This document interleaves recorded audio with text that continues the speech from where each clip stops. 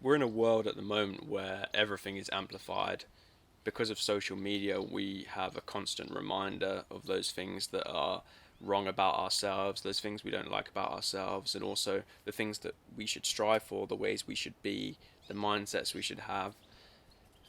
50 years ago or so, before there was any social media, there was still school, there was still your parents, and learning different things through your school years about things that you think are wrong about yourself and things you hate yourself for, things you wish you weren't, and also ways ways of thinking or ways of being that you accept, and hence ways of being and ways of thinking that you don't accept, that are unacceptable to you.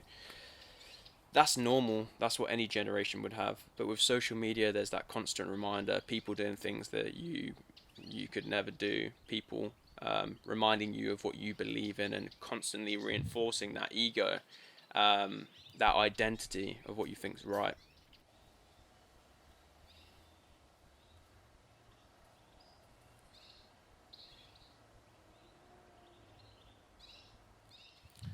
I find that there's build-ups of many weeks where you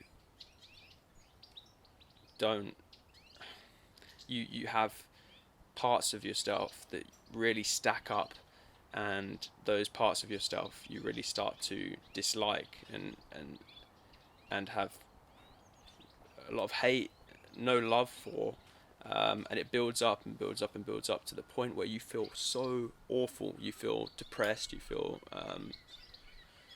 feel dark, um, for many weeks. Sometimes even months for some people in certain time time periods of their life, and it's only at the boiling point where things pop, where you have a huge catharsis, if you cry or you have change of change of pace, a revelation, and all of that stuff that you've been worrying about for so long and has been etching away at your brain and making you feel like shit, all of it doesn't matter anymore.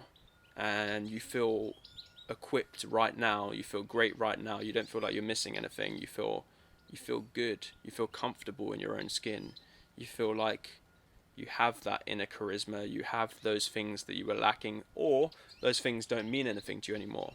So there's no worry about it anymore.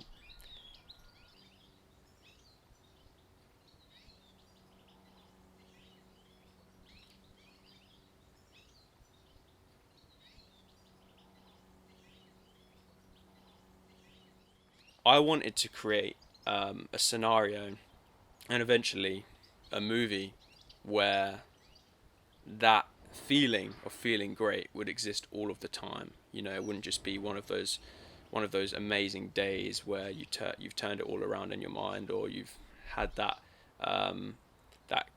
emotional cleanse. I decided, like I said, to try and make a scenario where that would exist all of the time.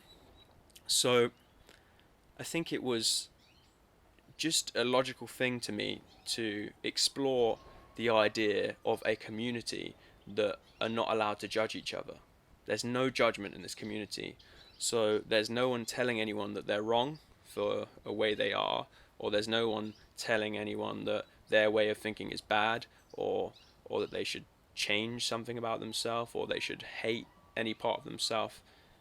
And because of that, people are able to walk around every day and have no doubts and concerns and worries and and indiscrepancies between who they are and what they think is acceptable. Every part of them is acceptable because no one is making them wrong for it. And for me, that was a place where this feeling of feeling great right now could exist all of the time. A happy place, a fun place where no one is making you wrong in any shape or form. With that, I knew that human nature would naturally, especially from an audience perspective, gravitate towards this couldn't happen in real life, or in a place like this where there's no judgment. Where does justice come in? where there's right and wrong. It would give people who have certain dark feelings the opportunity to act on that urge. And for me, it wasn't so much about wanting to explore that and see what would happen. I kind of have an idea of what would happen, but Birdcage was all about that phenomenon of an audience wanting to believe in something beautiful in a fairy tale way, but knowing in the back of their mind that it's not possible in reality, and me trying to play with that, to show the light, to show the dark, because ultimately I want to make this feeling of feeling great in your own skin possibly a tangible thing to reality. Because wouldn't that be amazing? A world where you can feel amazing all of the time. A world where no part of yourself is made wrong.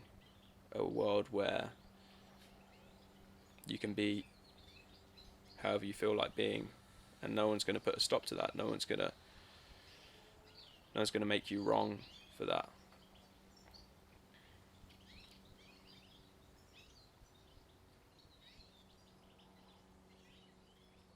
Imagine a world.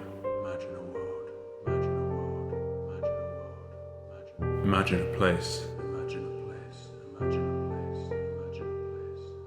Imagine a world where you could tell everyone your most embarrassing secrets. Imagine a place where you can do everything you've been taught not to.